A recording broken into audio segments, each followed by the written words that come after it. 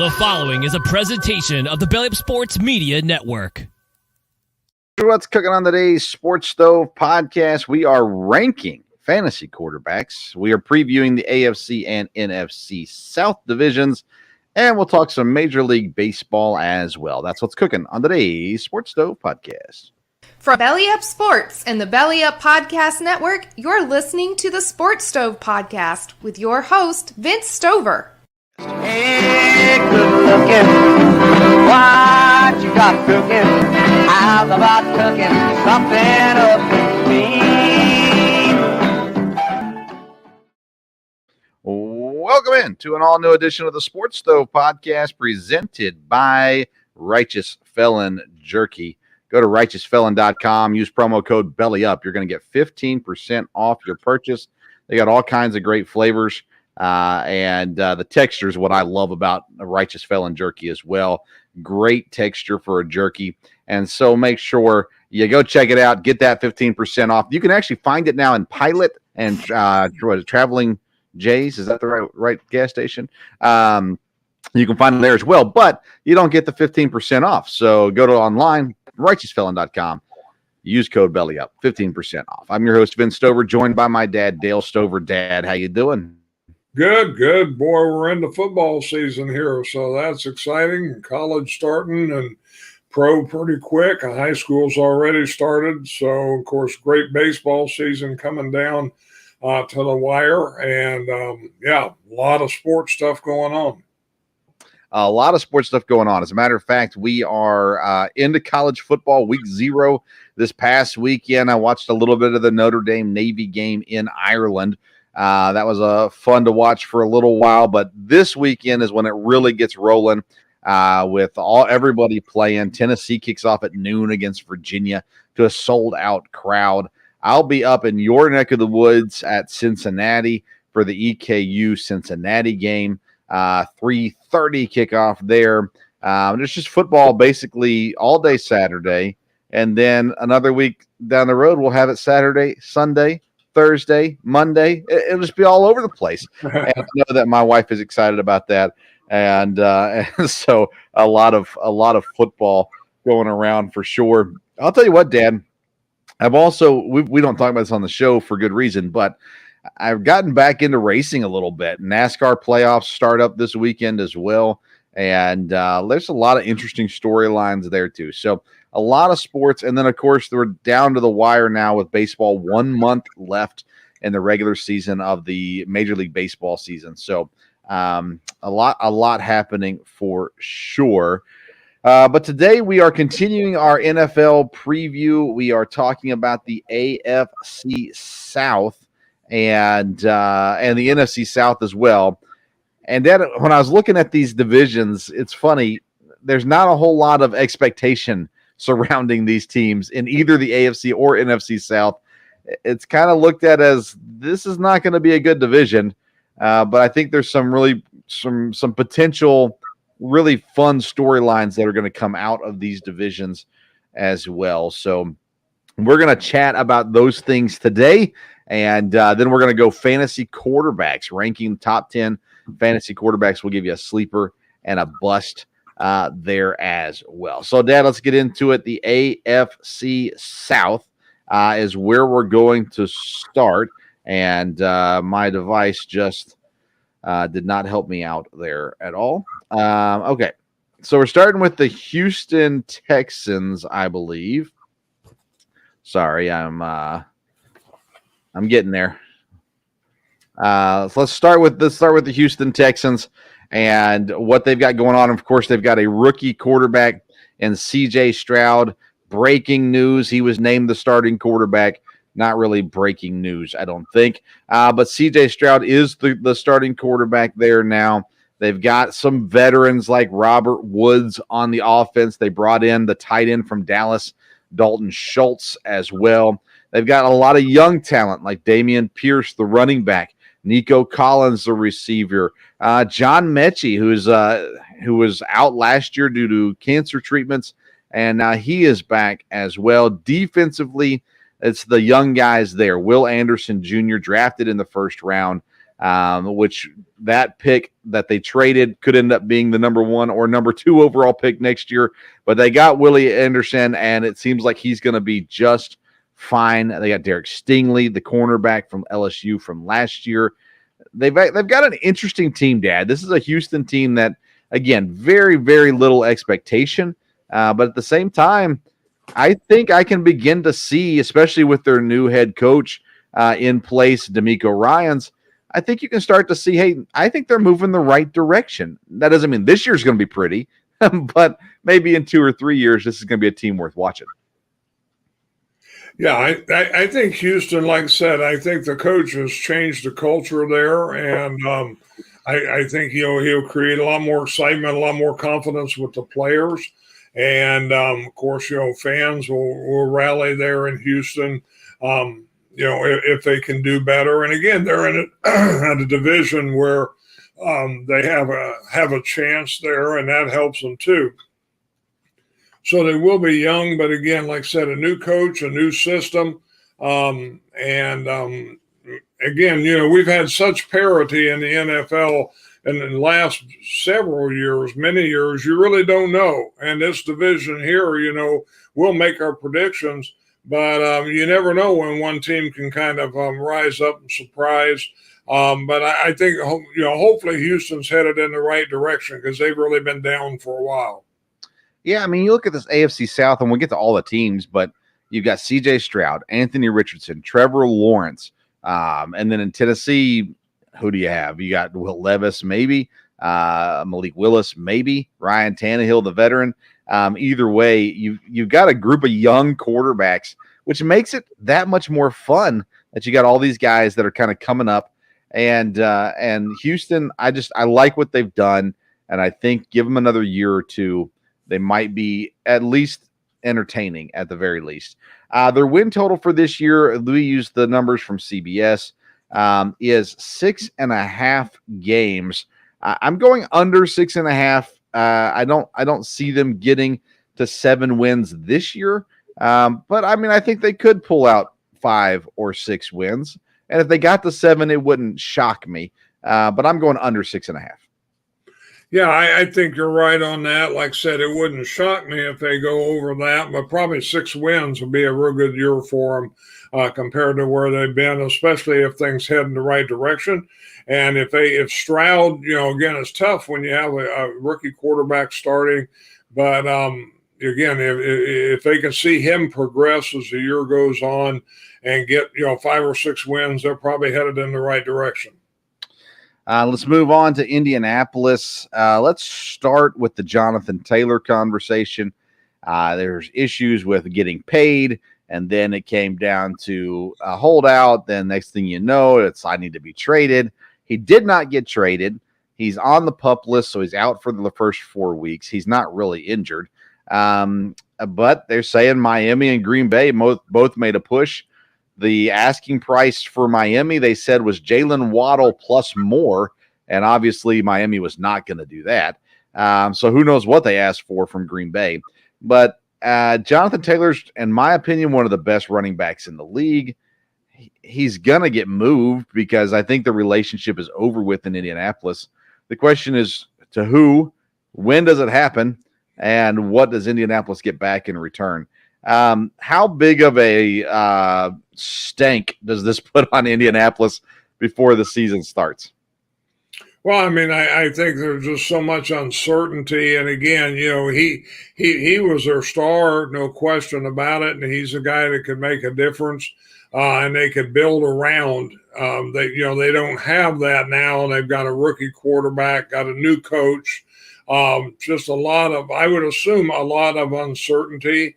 I would assume with the PUP list in 4 weeks, then yes, there's a chance he could go somewhere else. It seems like the bridges are probably burned, and part of that's because of the owner. We know that, Irsay can be kind of a hard guy to work with and everything there. So, in Indianapolis, we thought the last couple of years they'd be a really good team. Now they're kind of retooling. So I think it could be a tough year. They've been a quarterback away now for 3 years or maybe more, but since Andrew Luck left. And Now they're more than that. They need more than just a quarterback. But they did go out and draft a guy in Anthony Richardson, the kid out of Florida. By everyone's estimation, he's looked very, very solid. It is a weak division that might help him in his learning. Listen, Anthony Richardson's a guy that I doubted. I said, the kid couldn't win in college. What makes you think he's going to win in the pros? I could be dead wrong on this. Everybody says, well, he could play kind of that Jalen Hurts style. He's got a better arm than Jalen Hurts, but he's going to be big. He's going to be athletic.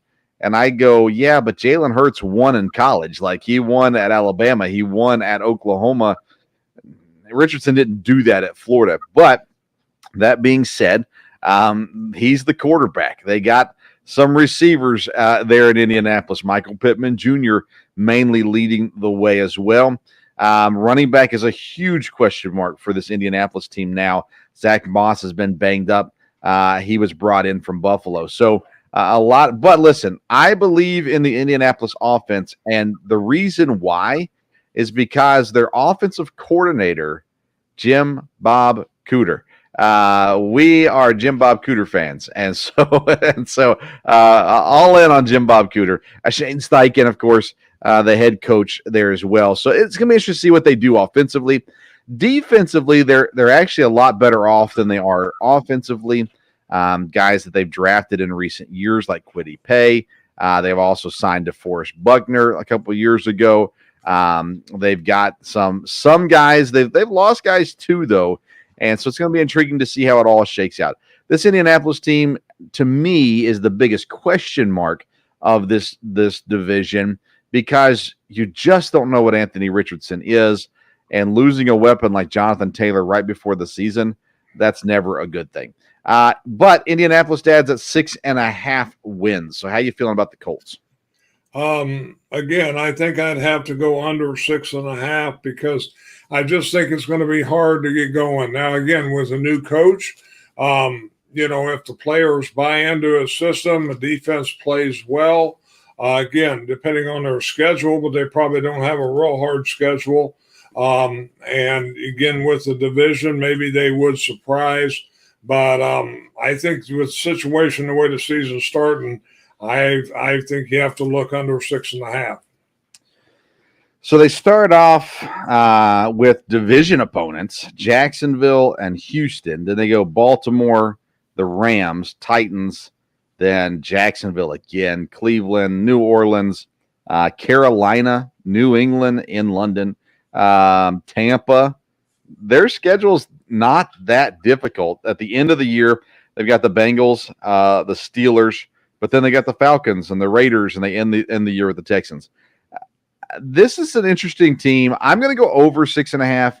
I kind of feel like they're going to have a little bit of magic. I'm a big guy on first-year head coach, especially an offensive head coach, and what they can do with that. And so I'm going to go over. I think they're at that 7-win potential. Again, wouldn't be surprised if they're under, but they're not playing for their own draft pick because that's gone to Arizona. So they don't have any reason to tank like Houston does, or like Arizona does, or like some of these other teams do. So I'm going to go over 6.5. I don't think it's by much, but I don't know. I got this weird feeling about Indianapolis. Like they might actually be kind of very fun to watch. And on top of that, intriguing at the very least. So I'm sorry, they do have their first round pick, don't they? So they are one that could tank, but I don't think they're going to. We'll see how it all shakes out. I'll go over 6.5. Not confident on that, though. All right, next team up is Jacksonville, and this is the odds-on favorite to win the division. It's been a while since we said that, but the Jaguars seem to be where they need to be at this point in time, which you couldn't say that a couple years ago. Doug Peterson turned things around in Jacksonville. Trevor Lawrence looked like a number 1 overall draft pick, and that's exciting for Jacksonville fans. Their offense is full of talent. Travis Etienne at running back, Evan Ingram at tight end, Calvin Ridley returns from his suspension at wide receiver. Christian Kirk showed some things that he could do last year as well, and they got a pretty solid offensive line. Defensively, again, they got talent there on the defensive side of things. Josh Allen, the rush edge.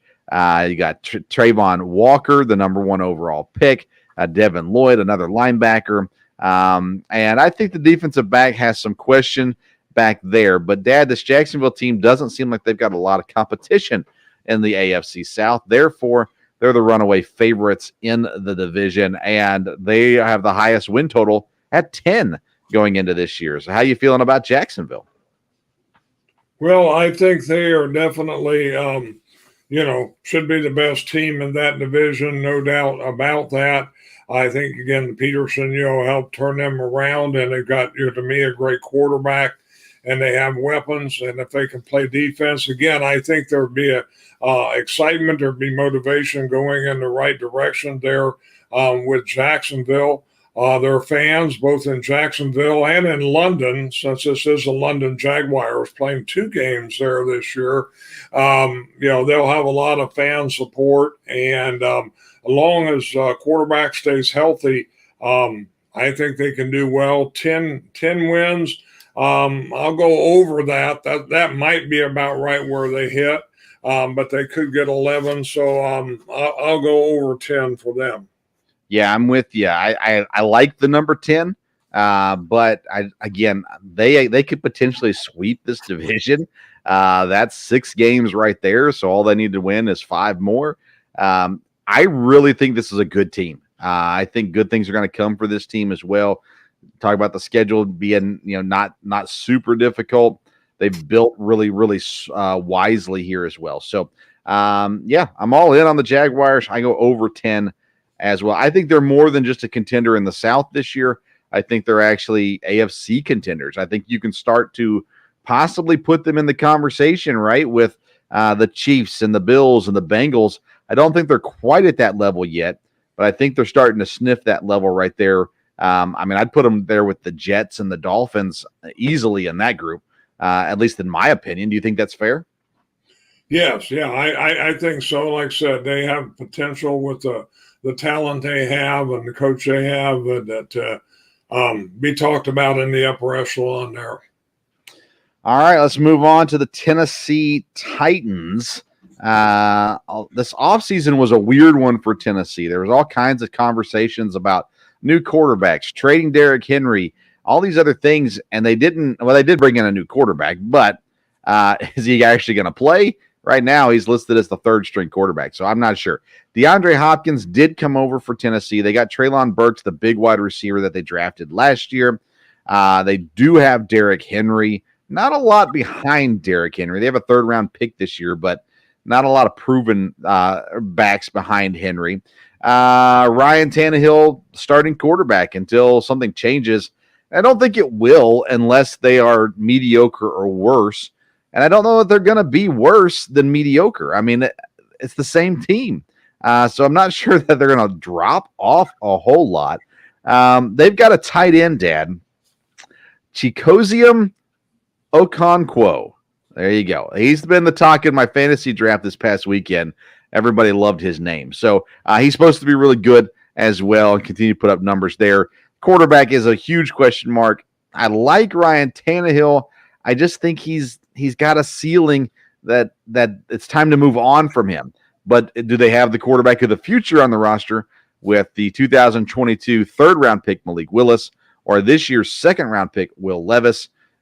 Is yet to be seen. Defensively, they did lose some pieces here as well, and I'm not sure they're set up as well to succeed on the defensive side of the ball. That being said, they do have Matthew Jackson, who was on our show Monday night. You can go back and listen to EKU grad, undrafted free agent this year, made the roster. He is the 2nd-string free safety behind Kevin Beard, but you're going to see him on special teams if you see him out on the field. The Titans, Dad, have a number of 7.5. I'm going to go over that just because, again, unless if it blows up early, if they lose 3 of their first 4 or 4 of their first 5 or maybe even 3 of their first 5, then they're going to move on at quarterback. And when that happens, it's going to get ugly fast. So, but I'm going to go over. I think Tannehill is good enough to give them 8 wins. And so that's where I sit with Tennessee. How about you? Yeah, I think over 7.5 would be fair. But like I said, I don't know that they've really improved a lot. We'll see. Hopkins, if he ends up being a real plus anywhere near where he used to be, then that'll help Burks also. Again, if they throw the ball, but again, you got Derrick Henry in there. I'm not sure their offensive line is, anywhere where it used to be. And that may hurt them. They did have a draft pick on the offensive line. I haven't kept up. I assume he'll probably start. Yeah. But they're going to need an offensive line, either for Derrick Henry or protection, to throw the ball. And like you said, the defense is not where it's been in other years. They do have they have a really good pass rusher there, and of course they've got some good defensive backs. So we will. It's kind of a tough. Like I said, they're not in a real tough division. So depending on how they do with Houston and Indianapolis, but if they get upset by each one of those teams once, then it could really be tough. I think Jacksonville probably has their number, and like you said, it's funny you started out by saying it's been kind of a weird offseason. I don't know when it hasn't been a weird offseason for the Titans in all the years I lived around there and everything. But anyhow, so we'll see. Tennessee Titans. Yeah, I just feel like 8 wins. Again, the only thing that changes that is if they switch quarterbacks. And if they switch quarterbacks, then I think everything's out the window. I don't think they succeed under Will Levis or Malik Willis under center. And so maybe they get to the point where they're like, hey, we need to get a better draft pick. Let's bring in these other quarterbacks, see what happens. If they do that, it will not be pretty. In the AFC South, I have it going Jacksonville, Tennessee, Indianapolis, and Houston to follow. But I do think Indianapolis is the dark horse team here, but there's so much unknown about them. So I go Jacksonville, Tennessee, Indianapolis, Houston. How do you have it lining up? I would have Jacksonville, Tennessee, Houston, and Indianapolis. Okay. I just don't. I think Indianapolis, there are just so many things not going in the right direction there. It'll be hard for them to get together. Like I said, they might be exciting to play. I've always liked the Colts, and we'll see how their new coach does. But I think Houston's in a more positive direction maybe than they are. But they may not have the talent, so we'll see. All right. I like it. Let's go to the NFC South now, and we'll start off with the Dirty Birds, Atlanta Falcons, another team that is just full of young talent. The question is, can they turn it into wins? Offensively, Desmond Ridder takes over at quarterback, Bijan Robinson in at running back, the rookie, Drake London, Kyle Pitts. I mean, just young offensive talent all over the place here as well. Then you go to the defensive side of the ball, and it's more veteran-based on the defensive side of the ball. They have a couple young guys there. Jesse Bates that comes over from Cincinnati is a big addition. Okudah got injured. They traded for him from Detroit. So that's a question mark there as well. This whole NFC South division is just wildly unknown. We don't know what's going to happen. Is Desmond Ridder going to be any good? Does Tyler Heineke end up being the starting quarterback, or will they let Ridder play the whole season and go with whatever happens? I don't know what's going to happen in Atlanta. How do you feel about Atlanta this year? Yeah, it's funny as I was, looking for this. Some people are really, really high on them, and I don't know that that's really warranted altogether. I don't know that they've got a bad coach, but I don't think he's proved everything yet there. Defensively, of course, they did pick up a good coach there with Gray from Green Bay. That was a real positive, I think. And you're right; they've got some offensive talent and some of the skill positions. I mean, really strong talent, and I think the young running backs should be really good.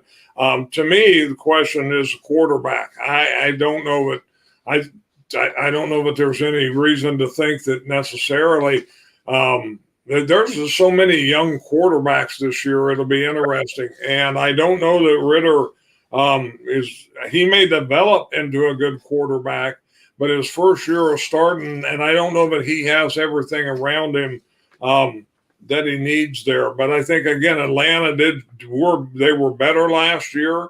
There'll be a lot of excitement again going into it. And they've got a couple teams, well, really their whole division they can be competitive with.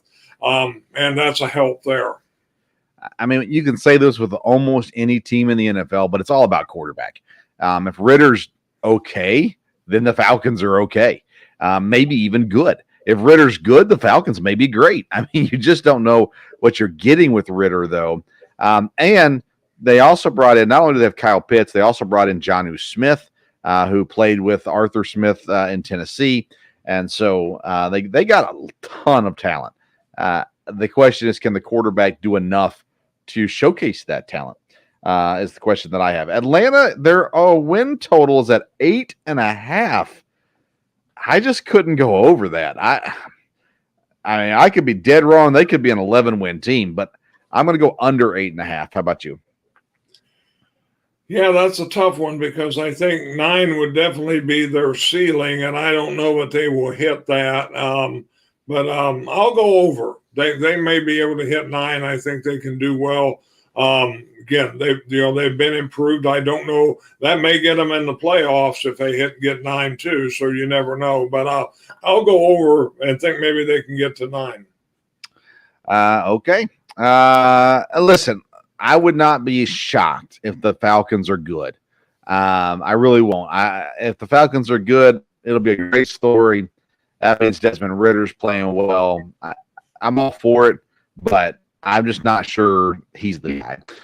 Let's go to Carolina. Speaking of young quarterbacks, Bryce Young takes over at quarterback for Frank Reich and the Carolina Panthers.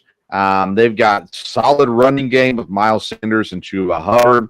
They've got veteran receivers, Adam Thielen, DJ Shark. Then they also have young receivers like Jonathan Mingo and Terrence Marshall. Tight end wise, Hayden Hurst comes over. Ian Thomas is there. I don't love that for the young quarterback. I love young quarterbacks that have really good tight ends. I'm not sure they've got that. But the offensive line, Ikem Ekwonu came in 2022. Had a third-round pick at left guard, Brady Christensen in 2021. They might need to get better at the offensive line. The right guard is a rookie fourth-round pick. That's a little scary as well, especially for a young, small quarterback like Bryce Young. Defensively speaking, they've got some veterans there, as well as some young guys like Brian Burns, Derek Brown, J.C. Horn, all mixed in here. Von Bell, the veteran safety as well. So they've got some really solid veterans. Justin Houston, I didn't realize he was there. Justin Houston's there in Carolina. So they've got some really solid veterans on the defensive side of the ball. Again, it comes down ultimately to Bryce Young. Can he survive? Can he play well? What will he look like? I don't know. Do you have hope for Carolina? With Frank Reich, I think there's hope for the future. I don't know if it's going to be a great year starting out this year. Again, just partially because, again, it's a new quarterback, even though he's got a lot of talent himself. I don't know that I have high hopes for Carolina. We'll see. Their win total is set at 7.5. I'm going to go ahead and go under that this year as well. I'm not an anti-Bryce Young guy. I think he's a good quarterback. He's probably the quarterback I would have. Well, I say that. I think C.J. Stroud is who I felt like was the guy, just had everything. But nonetheless, Bryce Young I think will be fine. But again, I'm not sure if he's got enough around him offensively to make it work. So I go under 7.5 for the Panthers. Yeah, I go under 7.5 also. All right, let's move on to New Orleans Saints head coach Dennis Allen. This team is interesting to say the least. Alvin Kamara suspended to start the season. Jamal Williams comes in at running back. Derek Carr comes in from Vegas to be the quarterback. Jameis Winston's still there. He's just the backup. Michael Thomas is supposed to be back. We haven't seen him in a while. Chris Olave was solid in his rookie year as well. They got Taysom Hill, which who knows what role he'll play this year. Defensively, to me, they were really good a couple of years ago. They're starting to not be as good, but they got some great veterans. Marshawn Lattimore, Tyrann Mathieu, to name a few. Demario Davis, who's been around for a while. Pete Warner, younger guys. So Court Cameron Jordan, who's been around for a long time. This team is looked at as the favorite in this division, and that wouldn't surprise me whatsoever. I like Derek Carr. I'm curious to see. Well, what it comes down to for me, Dad, is I don't believe in Dennis Allen, the head coach, and so I don't know. I don't know. 9.5 is the number for the Saints. How you feeling about the Saints? 9.5. Yeah, I'll go over that. Not probably a whole lot, but I would. I do think they'll be the better team in the conference. Part of it's, like you said, just because they have veterans. You know, so many of these teams we talk about more, they're going to be young teams. And I think some of these young teams are going to do real well and surprise people. But I think here you got some veterans. And again, I like Derek Carr. So yeah. I hope he does well. And I think he can. I think he can rebound. And if he has a good year, then, you know, they're going to be in good shape. He's got some weapons. Kamara will be back. If he comes back to form, they made a good pickup with Williams in running back. That'd be a very good tandem to have, no doubt about it. And their defense, you know, has always been strong and should be again there. So I think New Orleans will have a good year. I don't think they'll be at the top of the NFC necessarily, but I think they should do well in the division. Do you know who their defensive coordinator is? No. Joe Woods. Huh. Isn't he a Packer guy, if I remember correctly? Joe Woods. I don't know. Joe Woods. I thought he was a safety coach at one time, but maybe not. Anyways, I like Derek Carr too. If Michael Thomas is back to form, that changes everything for New Orleans. And because you can do without Alvin Kamara, as much as I like Alvin Kamara, we've seen it in the NFL. You can do with different running backs.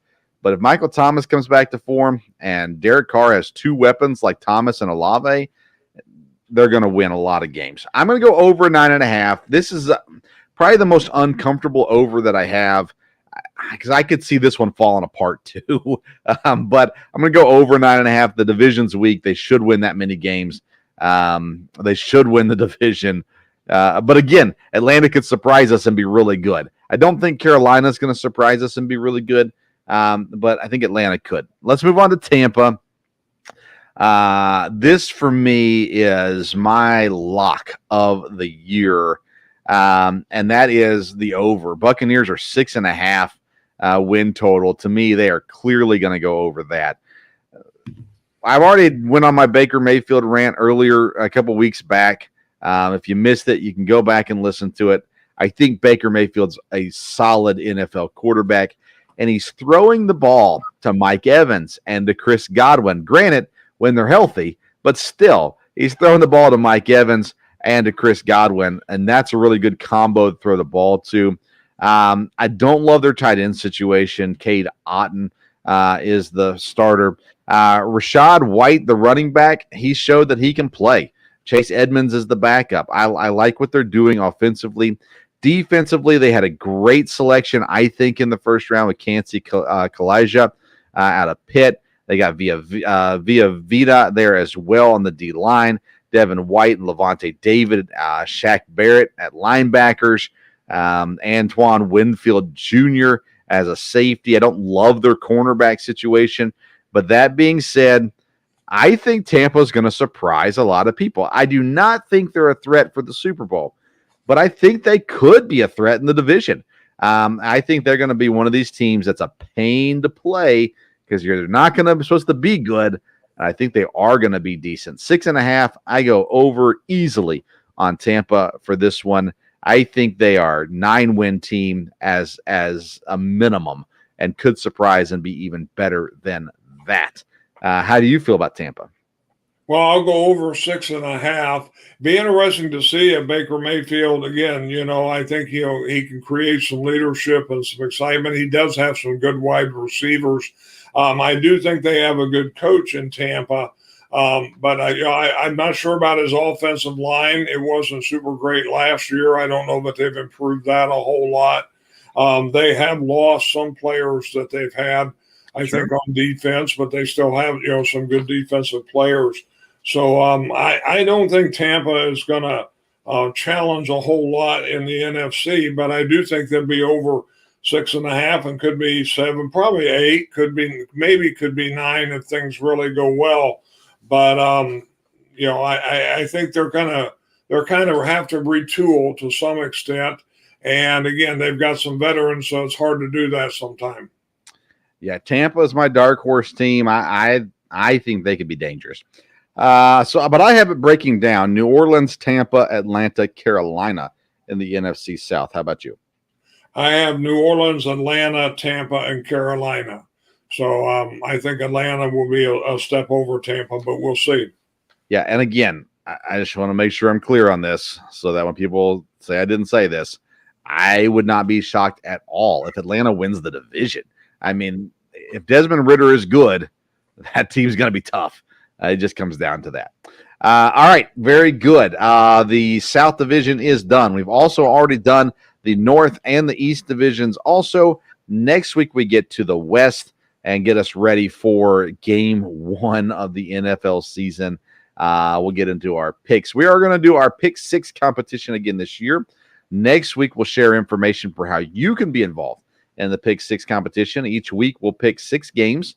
We are going to pick them against the spread. I will clarify again. Me and Dad are not gamblers. We do not. But we enjoy picking against the spread for this purpose. It just makes it a little different than going just straight up. So anyways, we will do that again this year, and we'll invite you to play along with us each week as well. All right, Dad, let's get into fantasy football. We've got 2 drafts coming up this weekend, one Friday night and one Saturday night. And so we're getting there. Next week, we'll look at tight ends. But this week, we're looking at quarterbacks. And remember, it's a fantasy ranking, which isn't the same as if I was picking a guy to lead my team. So that could change a few things. I don't know how much it changes for you. I've got Patrick Mahomes 1. And to me, even though he's not a rusher, and I like rushing quarterbacks in fantasy football, I still feel like Mahomes is the number 1 guy when it comes to quarterbacks. Do you agree with that, or do you disagree? No, I agree with that. I think Mahomes, is one of the number 1 quarterbacks all around, but definitely in fantasy, because again, he throws, he runs, and I think he's the number 1 quarterback. Okay. I've got Jalen Hurts 2 and Josh Allen 3. Both of those guys rush. They're big guys. They don't really get hurt that much as well, knock on wood. And they also have good offenses with them. So I got Hurts 2, Allen 3. Are that the same 2 and 3 guys you have? I've got Allen 2, and I've got Lamar Jackson 3. Again, he's a running quarterback. And I think he's really going to rebound and have a good year. And when he's going, he's really something in fantasy. I agree. Why Jackson over Hurts? Again, Hurts proved he was a good quarterback last year. But, and I think he will do well again this year. But I think Lamar Jackson's a step ahead of him when he's when everything's going in that direction. Interesting. I've got him 5th, Lamar Jackson, that is. I like him. I worry about his health. And I don't know. To me, Hurts has all the weapons there in Philadelphia, so that's why I'd put him above Jackson. So I go Hurts, Allen, and then Burrow before I get to Lamar Jackson. Do you have Burrow as your 5th guy? I have Burrow down a little further again as far as fantasy is concerned. I have Jackson 3, and then I have Trevor Lawrence 4. I think he's just very consistent and going to do well. So, again, I have Lawrence 4, Hurts 5, and Burrow 6. Interesting. I like Trevor Lawrence. I'm going to need him to prove to me he can be a fantasy guy, and I think he will. But I'm not ready to put him up that high. So that's very, very interesting. My number 6 guy you don't have there is Justin Herbert. Where do you have him at? I have him 7. I have him next. Justin Herbert on 7. Okay, I got Dak Prescott as my 7th guy. Who's your 8th guy, I guess, that's your... My 8th guy is Aaron Rodgers. Again, looking at fantasy. I got him at 8th. Okay, so I've got, to round out my top 10, I got Dak Prescott at 7, Trevor Lawrence at 8, Justin Fields at 9, Aaron Rodgers at 10. Fields is a guy that I have a hard time ranking because I think his team is going to stink. That being said, when you talk about fantasy football, when your team stinks, that typically means you're throwing the ball a whole lot in the fourth quarter, which could lead to interceptions. But Fields is also an athletic guy that's going to run the ball some too. And so I felt comfortable putting him in my top 10. Rodgers, I put at 10. I question this too. He's always, the last 3-4 years, seems like Rodgers has been in this range, 9, 10, 11, 12, and that range in fantasy football. I think he's going to throw the football a whole lot this year. I don't think he's going to, he's going to have really good running backs, but I don't know. I think Rodgers can try to prove that he's good enough. So I've got him in my top 10 because I think he's going to force it some as well. Who's the last guy in your top 10 that you've not mentioned yet? Well, again, at 7, I had Herbert. 8, I had Rodgers. 9, I have Dak Prescott. And 10, I have Deshaun Watson. I think he's going to rebound. And again, he's a guy that can run and throw. Whew. Okay, we got to break this down a little bit, though. First of all, you have Dak Prescott in your top 10, which is breaking news because you've never said anything positive about Dak Prescott. And having him as a top 10 fantasy quarterback is a positive comment from my dad on Dak Prescott. So that's breaking news. Yes, Deshaun Watson is an interesting one. He, again, clearly has the potential where if he's anywhere close to back to form, he could be a really, really good fantasy quarterback. I am in the wait and see category with Deshaun Watson. I need him to prove it to me first before I put him in my top 10. But I can understand it at the same time. All right, let's get into sleepers and busts. Let's start with the sleeper quarterback or sleeper quarterbacks that you have. A sleeper quarterback would be Howell from Washington. I think he could be legitimate and play well, and that would be a sleeper. So that's who I would go with late round, maybe as a sleeper.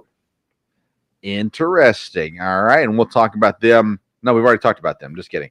Howell is an interesting one. I'm going to go with a guy who's proven in the past he can do it fantasy-wise and in real football. Last year was horrendous, so he's being underdrafted this year, and it's the Denver Broncos quarterback, Russell Wilson. I think with Sean Payton as his head coach, Russell Wilson is a guy to consider for a lot of things this year, including a fantasy quarterback of great value this year. So I'm going to go Russell Wilson as my sleeper pick. Let's get into busts now. Who's your bust? You may be surprised at this one a little bit, but I think from a fantasy standpoint and maybe a regular standpoint, I think it'll be Brock Purdy. I think people will be ready for him this year, and I don't think he'll be a high scorer for fantasy at all. No, I agree with you. I don't know if he's being drafted at a high spot, but no, I agree with you. I don't think Brock Purdy's a fantasy quarterback worth paying attention to at all. I've got 2 guys down. One I've got to mention just because it's Tua Tagovailoa. I'm not even sure if he finishes out the year, but he's going to get some points because of who he's throwing to. But I don't know. I got him as a bust. And then Geno Smith. Geno Smith came on the scene last year in Seattle, and everybody fell in love with him again. I'm not ready to crown Geno Smith. Now, he's got great receivers out there in Seattle, which definitely help him out. I'm just not sure that the Geno Smith experiment in year 2 is going to go as smoothly as they think it's going to. So I'll put him. Geno's undraftable for me. I'm not drafting Geno Smith. That being said, somebody else will, and maybe they'll beat me with them. Who knows? But that's where I go to with my busts there. All right, very good. That's our NFL preview for today. We've got the East, South, North done. fantasy running backs, receivers, and quarterbacks done. So next week, we go to the West divisions, and we will rank our top 10 tight ends as well next week. All right, let's get into a little bit of talk. We won't spend a lot of time on it, but Major League Baseball continues to roll forward. We're in the final month starting Friday of the season, and there's a lot of races that are getting close. Brewers and Cubs, 3 games apart. The East is 1 with Atlanta. The West, the Dodgers have a firm grip on things there. In the American League, though, we'll say the Twins, I think they got that sealed up too. But we got to talk about the AL West one more time. Seattle and Houston currently tied percentage-wise going into this day and this evening. And Seattle's on top. Texas now a half game back. It's a 3-game run now, or 3-team run, in the American League West. I'm picking the Astros to win. I'm sticking with the Astros to win. I picked them earlier in the year. But Seattle has been really fun and has done a lot of damage as of late. How do you break down what's going on in the AL West? Well, like I said, it's going to be exciting to come down to the end, but I thought Seattle would do well this year because they'd improved last year. And personally, that's who I'd be for, because I think that'd be a great story for Seattle, to be able to win the division and even maybe make a little noise in the playoffs. So they do have some talent. Houston, of course, is very good, and Texas has been good all year. So I think that one will come down easily to the last week and maybe to the last couple games. All 3 teams, Seattle, Houston, and Texas, have over 100+ run differential on the season so far. So they're putting up runs well. In the AL East, Baltimore's still up 2 games, but the Rays have really been on it as of late. They're on a 3-game win streak, 8 of their last 10. Now, Baltimore's won 7 of their last 10, so they're still hanging on. Does Tampa catch Baltimore? I think Baltimore will hang on. Tampa could, and even if Tampa doesn't, they could be a team, you don't want to play necessarily in the playoffs. So I think both those teams will be tough in the playoffs. But Baltimore I think maybe they can hang on. Who is more dangerous in the playoffs, the Phillies or the Rays, if they're a wild card team? The Phillies. I think, again, they were able to do that last year, and I think until you get them knocked out, you got to keep your eye on them. They'll be a threat. I agree. All right, so as it breaks down right now, the NL division leaders, Braves, Dodgers, and Brewers. The wild card, Phillies, Cubs, and then the Diamondbacks and the Giants are currently tied. They're a game up on Cincinnati, 2.5 up on the Marlins. In the American League, it's the Orioles, Mariners, and Twins as the division leaders, with the Rays, Astros, and Rangers as the wild card teams. The Blue Jays, 3 games back on the Rangers as it currently sits as well. So a lot going on there. This weekend is college football to its fullest. I know we're going to enjoy that. We'll talk about that when we get into the show next week. And so looking forward to that. I want to give a congratulations to another EKU football player, TK McClendon. He signed on with the practice squad for the Titans. And so congrats to him as well. He's been on the show before. And I encourage you to go back and listen to Monday's show with Matt Jackson. Again, he made the Titans 53-man roster as an undrafted free agent. And we talk about, this was before the cut. So before he knew this, we asked him the questions. And he talks a little bit about what it takes to make a team and his thought process going into it as well. And so I'd encourage you to go take a listen to that. Our next show will be, my next show will be Sunday night, fantasy baseball, the Sports Stove Fantasy Baseball Show. Sunday night, me and Kevin get into the playoffs of the fantasy baseball world. Dad, I haven't officially asked him, but Dad's going to join us on Sunday as well as another guy that made the playoffs in our league. And so we'll talk about that on Sunday, 8 o'clock Eastern time on the Sports Stove YouTube page and the Belly Up Fantasy Facebook page. And then Monday night, the plan is local hour at 8 o'clock, and we'll be recapping what happened against Cincinnati and EKU and previewing the Kentucky EKU game as well. We'll have a guest on there. And then Wednesday night, right back here for the Sports Stove podcast, the original Sports Stove podcast, as we get to the NFL West divisions and fantasy tight ends as well. Dad, anything else you want to add before we close out tonight?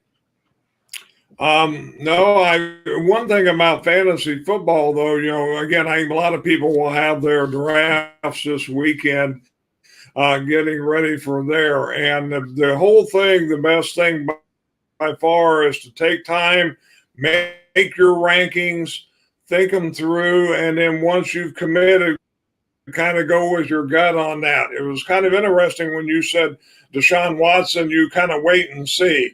I've learned over the years with fantasy, if you wait and see, you don't usually get that person. And then you watch somebody else, say, oh boy, I should have went ahead and made that move. So I don't know if that'll be true with Deshaun Watson, but I think, again, in fantasy, there's enough where you can move around later and get players. To me, it's better to take a chance and maybe fail than to say, well, okay, I'll go with what I think's safe, and then you miss a guy that really, really ends up being good. Well, yes, I think that it goes one of two ways. It's either where you sit there and go, oh, man, I should have taken him, and this other guy's doing well with them, or you're sitting there going, thank goodness I didn't take him. So it can go either way. And I mean, you got to figure out where you want to risk, because what happens is a lot of guys will risk on their entire roster, and then it's just a mess. You got to pick and choose where you want to go safe and where you want to risk at as well, and go from there. All right, we'll continue next week. We'll give you information about the Pick 6 competition and how you can be involved with that. Shout out to the Colonels as they go up to Cincinnati this weekend. Go Colonels, and we'll see how they shake things down against the Big 12 opponents this week. All right, thanks for tuning in to today's edition of the Sports Stove Podcast. Follow us on Twitter and Instagram at Sports Stove. Until next time, we'll see you around the Sports Stove.